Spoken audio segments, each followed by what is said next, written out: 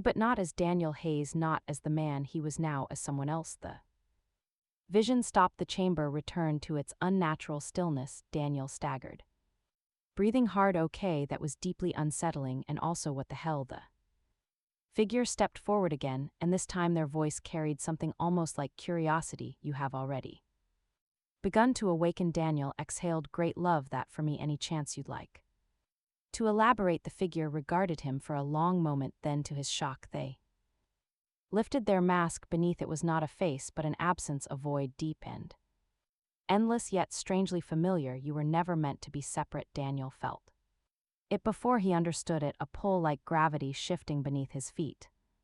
Something inside him, something he hadn't even realized was missing, was suddenly their memories, not his but his, stirred at the edges of his mind, a truth waiting to be grasped. And for the first time he knew this wasn't his first life. This wasn't even his first time standing in this very spot. The cycle had begun long before he was ever born, and Sarah's had always been a part of it. Daniel's breath caught. She remembers, doesn't she? The figure didn't answer, but they didn't have to, because deep down he already knew. Daniel stood at the heart of the ancient chamber, the weight of countless lives pressing against him, the realization of his existence, of Sarah's existence, echoed in his mind like a song sung across centuries. He wasn't just Daniel Hayes, he was a thread in a vast, intricate pattern woven alongside Sarah's in an unbroken cycle, and she had known. Sarah stood across from him, watching with quiet intensity, her long ears twitching slightly. She had removed her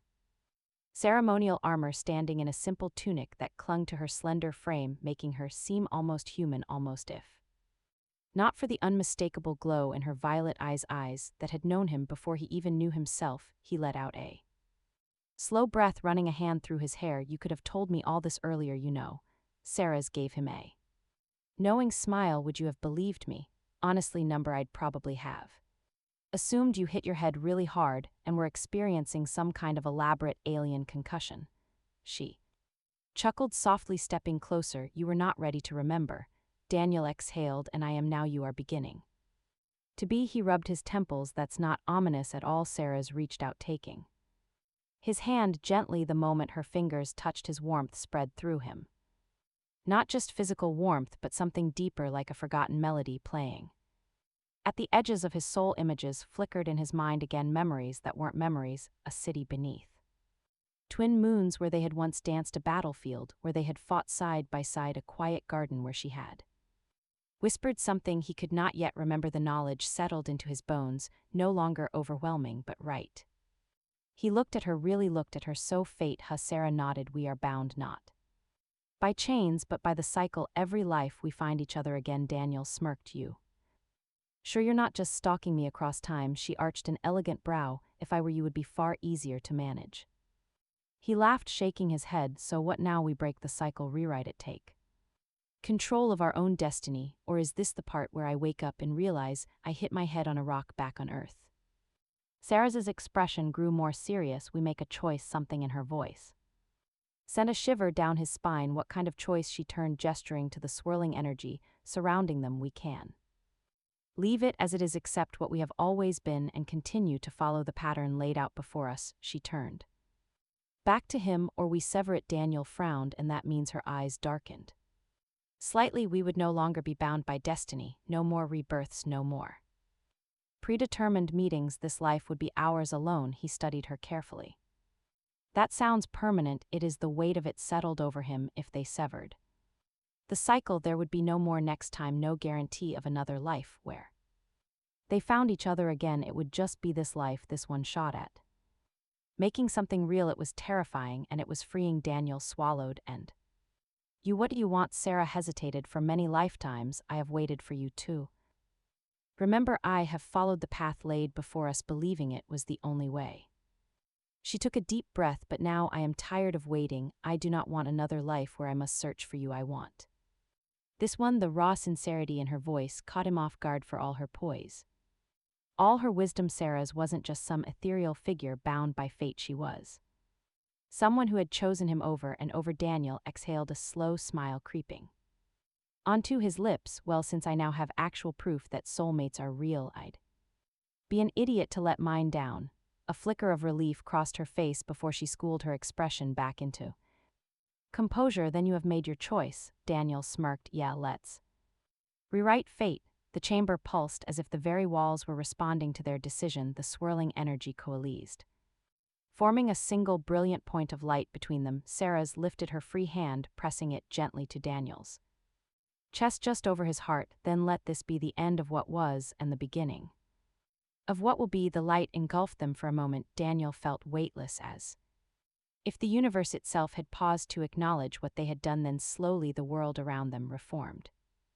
They were no longer in the ancient chamber. They were standing in a vast field of golden grass beneath a sky that burned with the hues of a setting sun. A warm breeze carried the scent of something sweet and unfamiliar. Daniel blinked. Did we just? Sarah's nodded. We have begun anew. He looked at her, feeling lighter than he had in maybe forever. So does this mean we're like officially dating now, or do we still have to go through the whole awkward getting to know each other phase? Sarah's rolled her eyes but couldn't hide her small smile. You have known me for centuries, and yet you still manage to be insufferable. I like to think it's part of my charm. She shook her head fondly. Come, Daniel, we have a life to live. Daniel took her hand, squeezing it gently. For the first time, he wasn't looking backward, trying to piece together what had already happened. He was looking forward to their future. The end. Instead, he stood frozen, staring at the shimmering masked stranger, while his brain churned out nothing but static. Sarah's, on the other hand, had no such hesitation before the masked figure could move. She stepped in front of Daniel, her stance sharp, her hand hovering over the sleek firearm at her hip. Who are you? She demanded. The figure's mask flickered, shifting between patterns of swirling gold and deep violet, their voice distorted and layered. Replied, a guardian of the cycle. Daniel raised a hand. Okay, sorry, quick clarification. Whose cycle, and does this involve me dying in a horrible way? Because I'd really like to avoid that if possible. The figure ignored him, turning their attention fully to Sarah's. You have led him to a place that was meant to remain buried. Sarah's didn't flinch then. Perhaps you should ask yourself why it refuses to stay buried. The figure tilted their head, as if considering her words. The air between them felt heavy, charged with something unseen. Daniel swallowed hard, unsure if he was about to witness an epic battle or a philosophy debate. Then, without warning, the figure moved. A flicker of motion so fast it was almost a blur. Sarah's reacted instantly, drawing her weapon and firing in a single fluid motion. A pulse of blue energy shot toward the figure, only to be absorbed into their shifting mask like water disappearing into sand. Oh, that's not fair, Daniel muttered. Sarah's unfazed switch tactics. She lunged forward, striking out with the sleek curved blade hidden in her gauntlet. The figure dodged, bending at an unnatural angle, before flickering out of sight completely. Daniel blinked. Oh, come on. That's cheating. A whisper brushed past his ear. You were not meant to remember. Daniel spun wildly, heart hammering. Nope, nope, nope, nope. I hate this. Sarah's, what do we do? Sarah's narrowed her eyes, scanning the ruins, find a way to break their hold on this place. Great, and how do we? The ground beneath his feet shifted. A low hum pulsed through the stone, sending vibrations up his legs. The ancient symbols carved into the ruins flickered with faint golden light, as if some hidden mechanism had just been activated. Daniel had a very bad feeling about this. The masked figure reappeared a few meters away, standing in front of a massive stone archway. The symbols along its edges were glowing now, pulsing in sync with the hum beneath them. You are not the first to seek these truths, the figure said, and you will not be the last. Daniel frowned. That sounds an awful lot like you're about to die. Speech. The figure ignored him, lifting their hand. The glow of the arch intensified, and suddenly the air in front of it rippled like a heatwave, but sharper, clearer. A distortion in space itself, a portal. Sarah's grip on her blade tightened. We are leaving now. Daniel, normally one to argue against running straight into danger, nodded furiously. I second that. They turned only to find their ship surrounded. Figures like the masked one emerged from the shadows, stepping silently from the crumbling ruins. Each one wore a similar shifting mask, their movements eerily synchronized. Daniel exhaled. Okay, I take it back. Running is no longer an option. Sarah's assessed their situation, eyes scanning for an opening. Then we fight. Daniel hesitated. A small problem with that plan. I don't have a fancy plasma blade. Sarah's reached into her belt and tossed him a small metallic device then. You adapt. Daniel caught it awkwardly. Okay, but what is this? The device activated, extending into a crackling energy baton. Daniel yelped, oh cool. Slightly terrifying but cool. Sarah's didn't wait for further complaints. She launched herself into motion, striking the nearest masked figure with calculated precision. The fight erupted. In a flurry of motion, blades, flashing energy bolts sizzling through the air. Daniel, fueled by pure adrenaline and the deep desire not to die, swung his energy baton wildly. His first strike missed entirely. His second hit the air. His third connected right against a figure's arm. The impact sent a sharp vibration up his wrist, and to his astonishment, the figure staggered. Hey, I hit something, he shouted, less talking, more fighting. Sarah snapped, deflecting an incoming strike. Daniel took a breath and tried to focus. It was chaotic. The masked figures moved almost too fluidly, their bodies shifting like smoke, but Sarah's was relentless, her every move precise and efficient. Then something changed. The air crackled, the portal behind them surged with energy, and a wave of force rippled outward. Daniel barely had time to process before one of the masked figures grabbed him. Cirrus, he called, struggling against the vice-like grip. She turned just in time to see the figure shove him backward straight toward the portal. Daniel, the last thing he saw before he was swallowed by the distortion, was Sarah's lunging toward him, her eyes wide with something he'd never seen before. Panic, then a blinding light, a rush of air and silence. Daniel hit the ground hard, or at least he thought it was the ground. The sensation was odd, like falling into water but landing on something solid at the same time. His body tingled as if every cell had been momentarily rearranged and put back together just slightly out of place. He groaned, rolling onto his back. Above him, the sky was wrong. Not a sky at all, actually, but a swirling expanse of shifting colors like liquid glass folding over itself in slow motion. Well, he muttered, staring up at it. That's new. Then he remembered, sir, the fight, the portal. He shot upright, scanning his surroundings. It wasn't a ruin anymore. He was standing in what looked like a massive chamber, its walls made of the same swirling, shifting material as the sky above. The air hummed softly, filled with an electric tension that made his skin prickle. Okay, not dead. Probably, he said to himself, but definitely not where I was 5 minutes ago.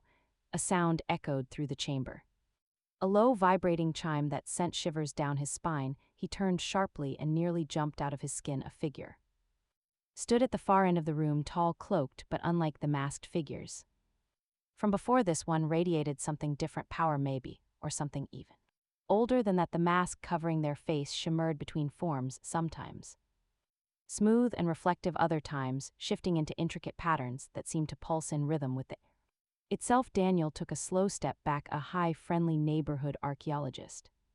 Here, I don't suppose this is the part where you explain everything. In a calm, non-threatening manner, the figure raised a hand. Daniel's body froze, not in fear, not in panic. Literally, he couldn't move. His muscles locked, his breath stalled, like every molecule in his body had been paused. A voice, layered and resonant, filled the space. You were not meant to arrive here. Daniel tried to respond, but his lips wouldn't move. His heart pounded. The figure took a step closer.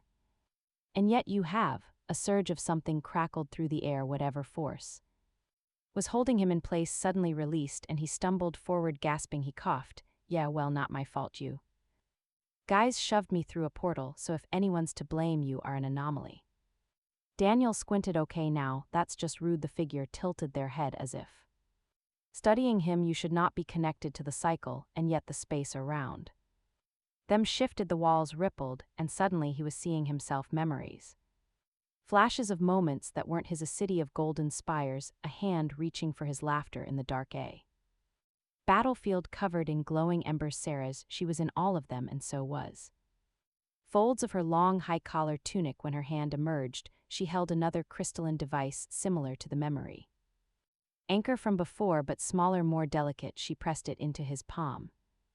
This, she said, is a personal recorder. It is linked to my system. If anything happens, if you notice something strange, if you start to remember something, record it immediately. Do not rely on your own memory alone. Daniel turned the device over in his hand, watching as faint patterns of light flickered beneath its surface. You really think It's that serious, yes, he swallowed, meeting her gaze. And what about you?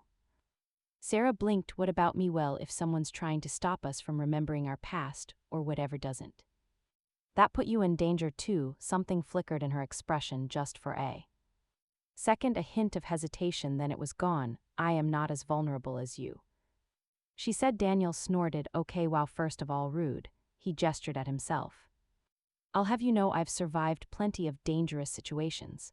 Sarah arched a brow. You once nearly fell into a reactor core because you were distracted by a floating piece of fruit. Daniel pointed at her. In my defense, it should not have been floating. Sarah sighed, pinching the bridge of her nose. Regardless, she said, you are at greater risk because you are the one who has yet to remember. Daniel exhaled. All right, so what's the plan? We just sit around waiting for my past life memories to drop like a surprise hollow message. Not quite. Sarah tapped a command into her console, and a new image appeared on the display, a symbol sleek and unfamiliar, glowing in sharp silver lines. I have been investigating certain patterns in the anomalies, unexplained events, unusual disappearances. There is a lead I wish to follow. Daniel squinted at the symbol. And where exactly does this lead take us? Sarah's turned to him, her expression unreadable. To a place you once knew. Daniel hesitated. In my past life. Sarah's nodded. Daniel exhaled. Of course, because this couldn't just be a simple low-stakes mystery. Nope, it has to involve cryptic past lives, secret conspiracies, and some weird memory eraser nonsense. He shook his head. You know, when I said I wished I could marry someone like you, I did not mean someone who would drop reincarnation bombshells on me at midnight. Sarah's lips quirked, and yet she murmured, here you are. Daniel sighed, staring down at the recorder in his hand. Here he was indeed. Daniel had a lot of questions. Some were reasonable. What exactly happened in my past life? Who's trying to erase my memories? Why do Valerie spoons have holes in them? Some were slightly less helpful. If I die and reincarnate again, does that mean I have to pay off my student loans twice? But right now, as he stood inside a dimly lit transport chamber strapped into an acceleration harness, watching Sarah's adjust the controls of their sleek silver-hulled craft, he had only one burning thought. Why do I feel like I'm about to make the biggest mistake of my life? So he said, shifting against the harness. This place we're going, Vea 4, Sarah replied without looking up. Right. Vea 4, just so I'm clear, this is a planet where I may or may not have lived in a past life, and also where shadowy people who may or may not be assassins definitely don't want me to go. Sarah calmly activated the ship's launch sequence. That is correct. Daniel exhaled. Awesome, love that for me. Sarah's finally glanced at him, long ears twitching slightly in amusement. You are nervous? Of course I'm nervous, he said. This whole thing is insane. You drop a reincarnation bomb on me, tell me someone might be editing my memories, and now we're just casually flying to some mystery planet that might get me killed. That's not a normal Tuesday. Sarah arched a brow. It is Wednesday. Daniel groaned, letting his head fall back against the seat. Unbelievable, this is my life now. With a gentle hum, the ship's engines engaged, and the acceleration harness tightened around Daniel's torso as they lifted off. He forced himself to breathe as the artificial gravity adjusted the view beyond the window, shifting from city lights to the endless darkness of space. You are more prepared than you believe, Sarah said. After a moment, Daniel snorted. Says the highly trained Valerie with combat experience, political connections, and oh yeah, a fully intact memory. Sarah's tilted her head. You assume I remember everything. Daniel frowned. Wait, do you not? Sarah hesitated. It was brief, so quick, he almost missed it, but it was there are gaps, she admitted. Fragments, feelings more than images. Daniel blinked. So you don't remember everything either? No, for some reason. That made his chest feel a little lighter. Well, that's slightly less unfair, he muttered. Sarah's lips twitched. I am relieved you approve. Daniel smirked, but before he could respond, the ship's console beeped. Sarah's turned her attention back to the controls, her expression sharpening. We are approaching Vea 4. Daniel swallowed. All right, no big deal, just a maybe haunted planet where I maybe died once before. Cool. Sarah's gave him a sideways glance. You are talking to yourself again? Yes, it's how I process impending doom. The ship's descent was smooth, but as they broke through the atmosphere, Daniel caught his first glimpse of the surface V of 4. Was eerie. The terrain was a strange mix of natural wilderness and long abandoned structures. Pale spiraling towers rose from the ground covered in vines there. Once sleek exteriors weathered by time, the sky was a dusky violet tinged with streaks of soft blue, and in the distance, great stone formations jutted out of the land like broken ribs. Daniel stared. Okay, that's unsettling, Sarah guided the ship toward a clearing near the ruins. This settlement was abandoned nearly a century ago, she said. Officially, it was due to environmental instability. Unofficially, Daniel finished for her. People disappeared. She nodded. The ship touched down with a soft thud, and Sarah's unfastened her harness, standing fluidly. Daniel followed suit, his movements a bit stiffer. Stay close, she warned as the ramp lowered. Daniel stepped out into the crisp air, his boots crunching softly against overgrown stone pathways. The ruins stretched before them like the bones of a forgotten civilization. The silence heavy. He exhaled. So any chance the ghosts of my past selves will show up to give me life advice? Sarah shot him a look. That is not how memory retrieval works. Yeah, but wouldn't it be nice? She shook her head and gestured for him to follow as they made their way through the ruins. Daniel couldn't shake the feeling of familiarity. It wasn't like walking into a room he recognized, but more like a song he had almost forgotten, lingering at the edge of his mind, just out of reach. Then his foot brushed against something. He looked down. A symbol carved into the stone beneath him, faint with age but unmistakable. It was the same symbol Sarah's had shown him back on the ship, the one tied to the memory anomalies. His breath caught. Sarah's have a plan for unexpected guests.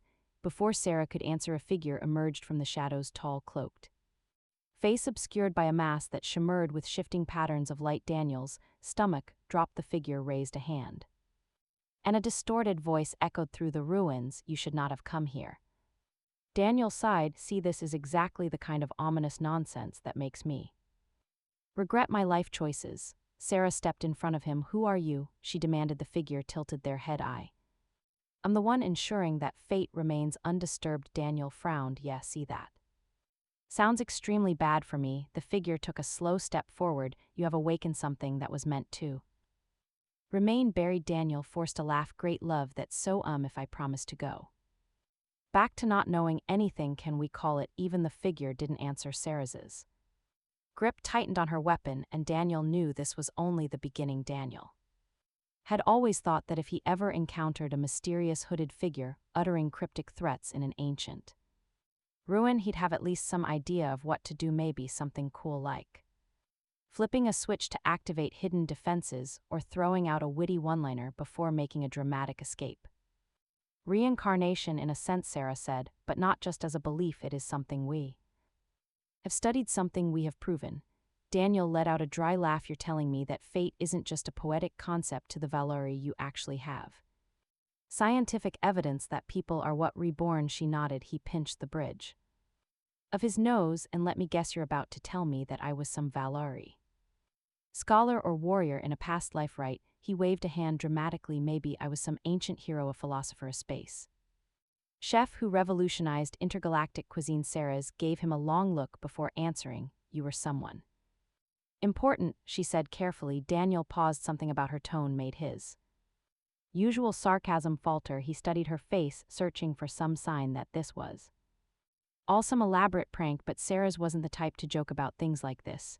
Okay, he said slowly. Who exactly was I? Sarah's hesitated, and for the first time since he'd met her, she looked uncertain. That is what I wanted to confirm, she admitted. I had my suspicions, but I needed to be sure before I told you. That is why I used the memory anchor. Daniel folded his arms, and she looked away for a moment as if gathering her thoughts, then met his gaze with a quiet intensity. Your soul, she said, has been bound to mine. Before the words sent a sharp jolt through him, he blinked, unable to stop the nervous chuckle that escaped. What? Sarah tilted her head, watching his reaction closely. In our history, there are records of those who find each other across time. Their connection is deeper than mere coincidence. They are drawn to each other.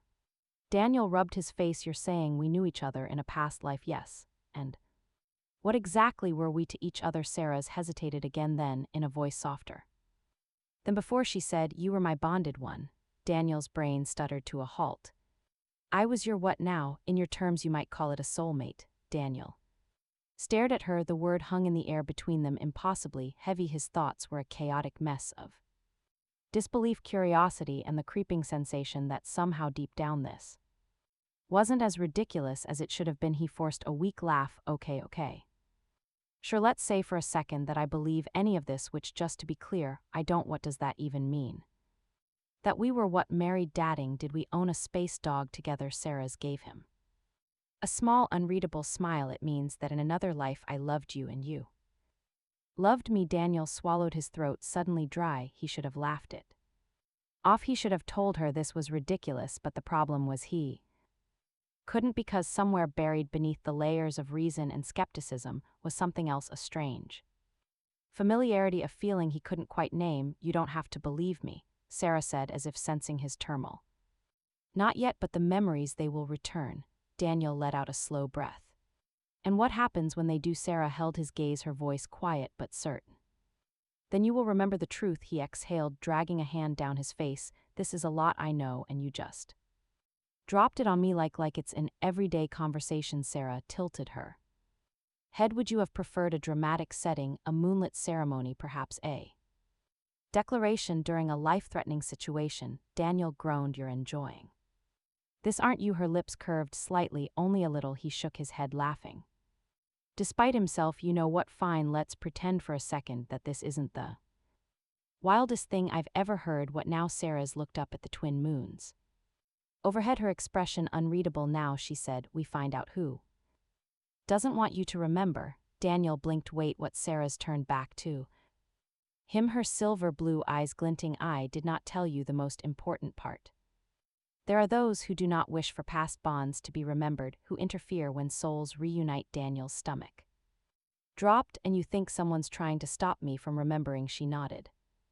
Well, he muttered, running a hand through his hair, that's just great. I was really hopping. My biggest problem today would be figuring out valor dining etiquette, but no, turns out I might have reincarnation-based enemies. Sarah's gaze softened. You are not alone in this, Daniel. He met her eyes, something unspoken passing between them. No, he realized he wasn't alone at all, and somehow that terrified him more than anything. Daniel had always considered himself a pretty adaptable guy. He'd adjusted to life on an alien planet, learned to navigate Valari customs without offending anyone, at least not too often, and even managed to survive the local cuisine, though he still had nightmares about that one dish that smelled like burning rubber and betrayal.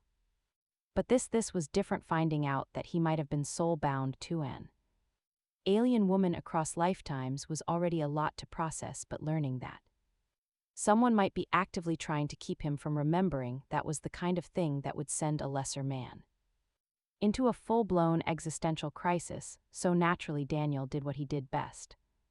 He deflected with humor. Okay, so let me get this straight, he said, pacing across Sarah's sleek, dimly lit quarters. Not only do you believe in reincarnation, not only do you think we were some kind of cosmic power couple in a past life, but now you're telling me there's a secret anti-reincarnation conspiracy. Sarah, seated gracefully on the long curved couch, nodded. Yes. Daniel exhaled. Of course, why wouldn't there be?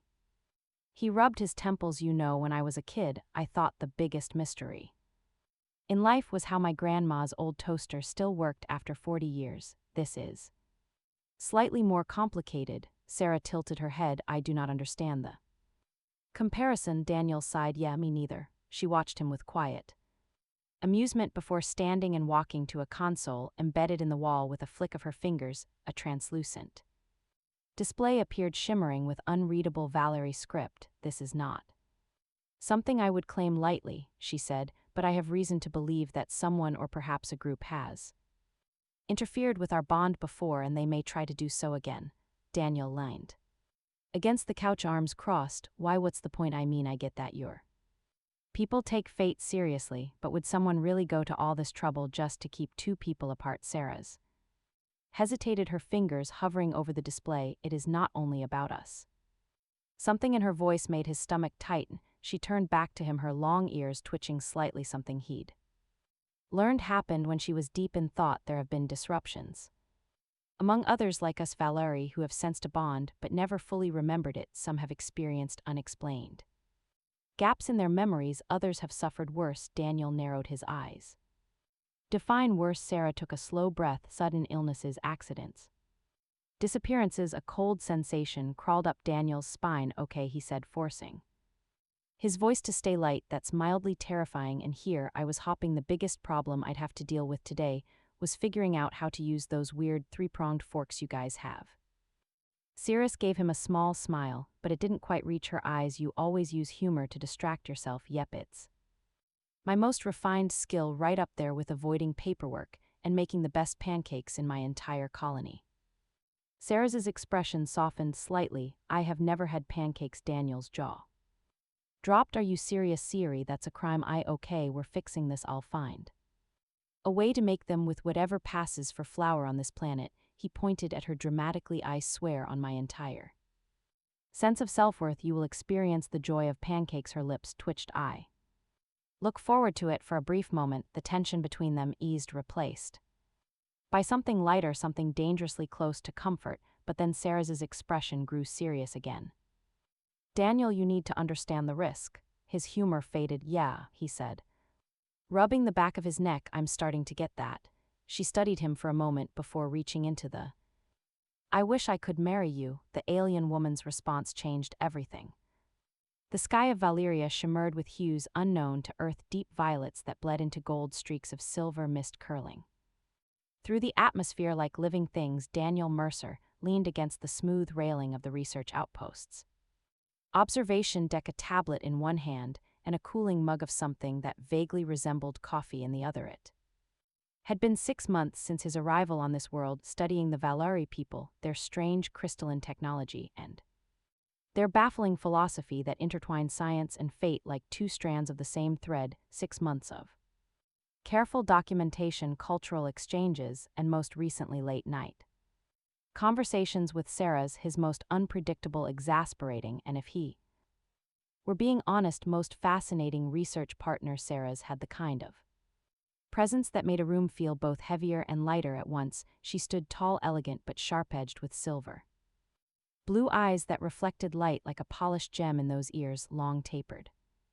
moving subtly with every shift in mood. Daniel had seen her stare down a high-ranking Valthari scholar and make him second-guess his entire life's work. He had also seen her get genuinely offended by the concept of sandwiches. I don't understand how you tolerate them, she had told him just last week. Her nose crinkled in undisguised disgust as he took a bite of his rations. You just stack different things together and compress them. That's the foundation of all great cuisine, Daniel had argued. Also civilization itself. Sarah's had given him a flat look and returned to her plate of eerily glowing fruit. Now she was late. And Sarah's was never late. Daniel checked his timepiece, frowned, and was just about to head inside when he heard the quiet, rhythmic sound of footsteps approaching. He turned to see Sarah stepping onto the deck, her long coat trailing behind her, her expression unreadable. Were you waiting for me?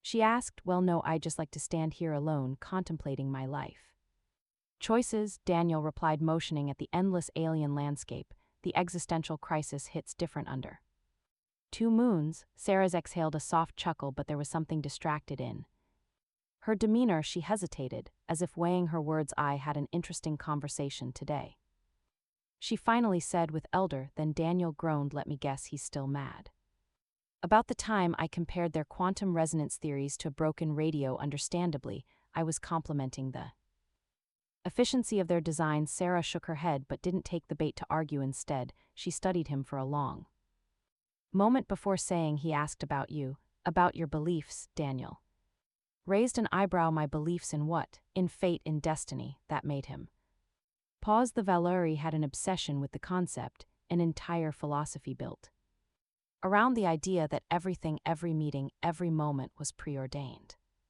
written into the fabric of existence. Daniel, being a scientist, found this both fascinating and deeply frustrating. I believe in probability, he said carefully. I believe in cause and effect. I believe in statistics. Does that count? Sarah's didn't answer immediately. Instead, she stepped closer, leaning on the railing beside him. For a moment, they simply stood there, the quiet hum of distant Valari technology filling the space between them. Daniel, she said at last, Her voice quieter than before. Do you ever wonder why some people come into your life and change it in ways you can't explain? He blinked at her. Is this leading up to you telling me I owe you rent? She exhaled, shaking her head with a small, amused smile, before turning serious again. There is something I need to tell you, she said, but first I need you to answer one question. Daniel studied her face, nodding, the rare hesitation in her usually confident expression.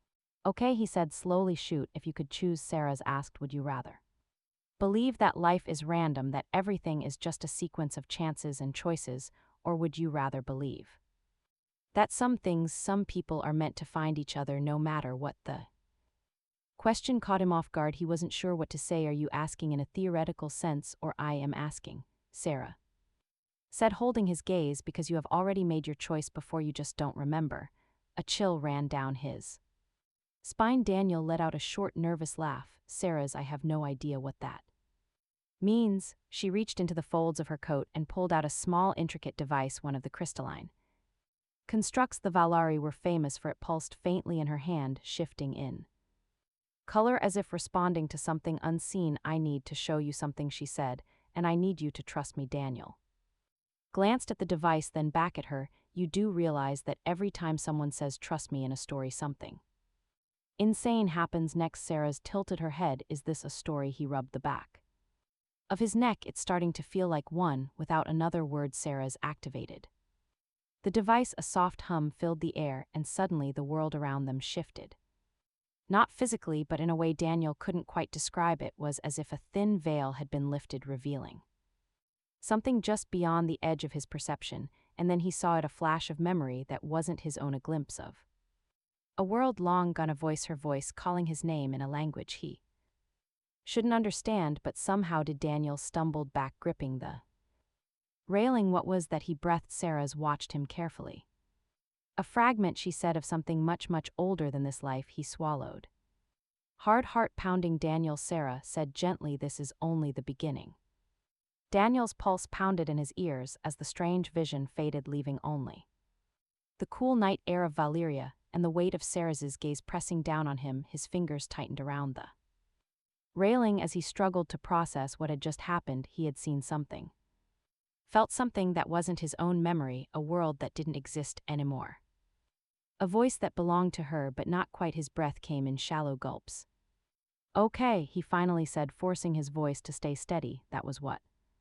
Exactly, some kind of elaborate Valthari VR experience, because I got to say the customer service could use some work. Sarah's exhaled a soft laugh, but her usual sharp amusement was subdued. It was not a simulation.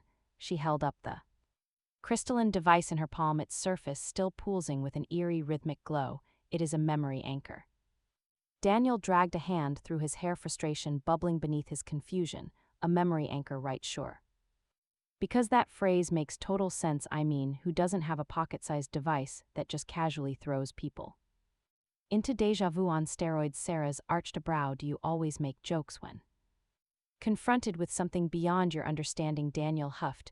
Oh, absolutely, it's my #1 survival strategy, right up there with running away and pretending I know what I'm doing. A small smirk tugged at the corner of her lips before she grew serious again. I expected this would be difficult for you to accept, she admitted, stepping closer, but I need you to listen carefully. Daniel swallowed, trying to ignore the way her voice sent a faint shiver down his spine. Yeah, he said, exhaling. All right, listening.